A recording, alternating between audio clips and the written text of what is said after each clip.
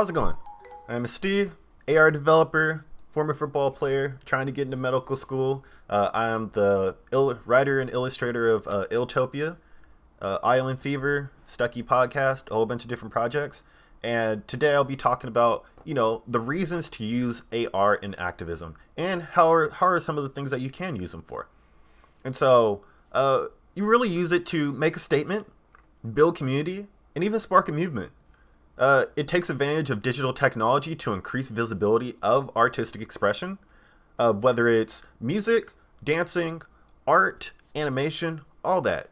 You don't have to be a skilled graffiti artist or a muralist to make a 30-foot statue on a building, because you can use augmented reality to implant that stuff from your digital tablet or your phone onto that building, and you can take a snapshot of it, and then you can share that.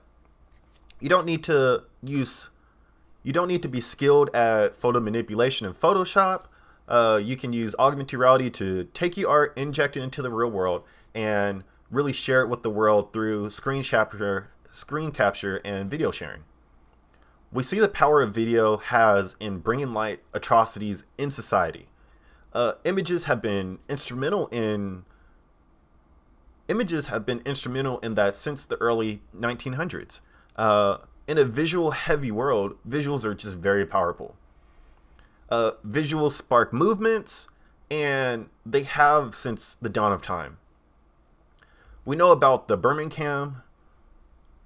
We all know about Birmingham in 1963 because there was a visual. Same could be said about Sandy Hook. There was a visual. It galvanizes the community to make sure it does not happen again. And AR empowers users to create more immersive visuals that go beyond video and pictures. We can actually place ourselves in there. Taking a 3D model, a picture, or video, a user can place it on a 5-story building and share it with the world. They can start a hashtag and encourage people to use it as they share their experience. Another person sees that hashtag, places a visual on a desk in their classroom, and shares that with the world. And another shares and experiences, and another sees that and creates the same experience or a comparable experience in the park and uses that same hashtag. Another at a coffee shop. And before we know it, there are millions of people sharing their experiences with the world in solidarity with the reference material that was created, with that reference experience. And we see how impactful that has been with the Black Lives Matter movement, where even though the stuff is happening in America, we're seeing that all these different protests are happening on behalf of Black Lives Matter, and is going viral. And so the power, because we live in such a socially distanced but virtually connected world, we have the opportunity to enhance those experiences. And so instead of us just watching videos, instead of us looking at pictures or listening to news capture, we could actually create experiences that we all could interact with at the same time. And we could have our own experiences and we could share those as well. And so it's all about interactivity and what we do with our activism, what we do with our art, what we do with our experiences, literally physically do, that makes things so impactful. And it bridges the connections between us all. Because once we realize that, we all live, we all breathe, we all eat, we all do the same things, we all interact in the same ways, then the things that we're seeing socially, they will start to get dismantled, because a lot of this is just based on a myth. And so I really urge people to sort of explore. I really urge people to do those things. And, some would say pictures and hashtags don't really change the world. And they kind of are right, but they're also wrong, because hashtags and pictures galvanize people.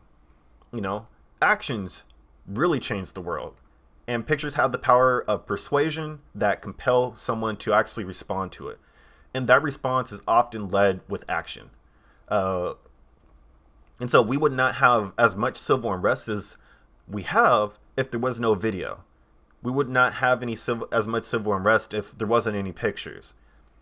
This all has been taking place all the stuff that we see here has been taking place for decades, even centuries. I mean, literally, America is built on the backs of slaves. But it wasn't until we had a video that was never seen before, that was 8 minutes and 46 seconds, that all of us were galvanized. All of us were compelled to do something.